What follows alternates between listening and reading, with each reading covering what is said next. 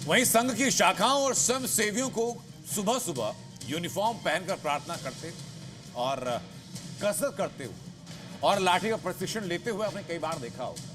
लेकिन शाखाओं में लाठी प्रशिक्षण पर कई बार विरोधी सवाल उठाते आए और अब संघ की शाखाओं में लाठी ट्रेनिंग को लेकर आरएसएस प्रमुख ने बड़ा बयान दिया। संघ प्रमुख ने कहा कि जो व्यक्ति लाठी चलाता है उस व्यक्ति में वीरता विकसित होती है और बेखौफ रहता है। लाठी लड़ाई के लिए नहीं बल्कि आत्मविश्वास बढ़ाने के लिए सिखाई जाती। नमस्ते सदा वत्सले मातृभूमे, नमस्ते सदा वत्सले मातृभूमे, त्वया हिंदू भूमे सुखम वर्धितोहम, त्वया दुनिया का सबसे बड़ा स्वयंसेवी संगठन वर्धितोहम, महामंगले पुण्य भूमे त्वदर्थे।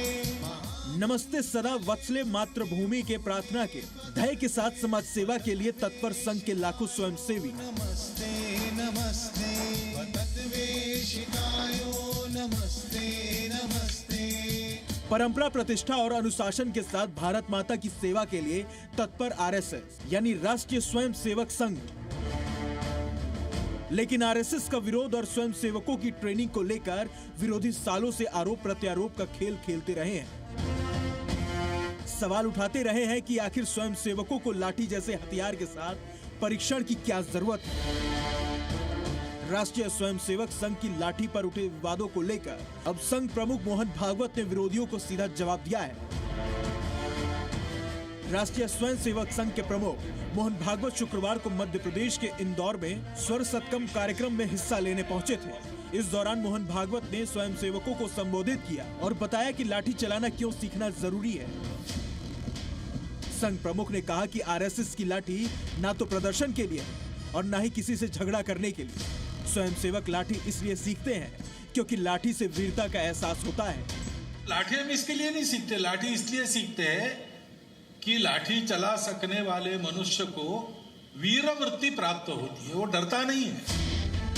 आरएसएस विरोधियों का अक्सर यही सवाल रहता है कि स्वयं सेवक हैं तो लाठी क्यों। सवाल लाठी के बहाने आरएसएस की मंशा पर दागे जाते हैं। लेकिन मोहन भागवत ने इंदौर में अपने संबोधन के दौरान लाठी को लेकर जो कुछ कहा उसने संघ और लाठी के रिश्ते के हर संशय को दूर कर दिया।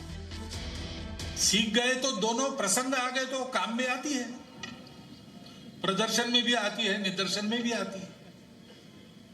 लेकिन प्रदर्शन हमको उत्सव में करना ही पड़ता है। इंदौर में स्वर सत्कम कार्यक्रम में संगीत और वाद्य यंत्रों का भव्य समागम देखने को मिला। लाठी पर उठते सवालों के साथ साथ मोहन भागवत ने गीत संगीत के महत्व पर भी प्रकाश डाला।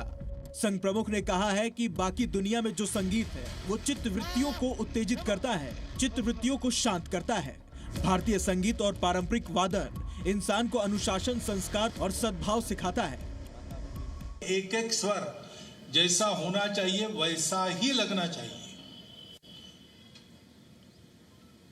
क्योंकि ये केवल मनोरंजन नहीं है, ये साधना है। तो मनुष्य अपने चित्त वृत्तियों के आगे बढ़ना एक कदम, ऐसा आगे बढ़ते बढ़ते पीछे छोड़ देगा कब, जब निषाद लगेगा।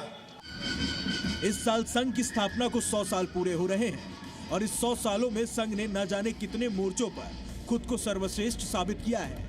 लेकिन हिंदू और हिंदुस्तान का विरोध करने वालों के मन में संघ को लेकर नफरत और कूटता हमेशा देखी है।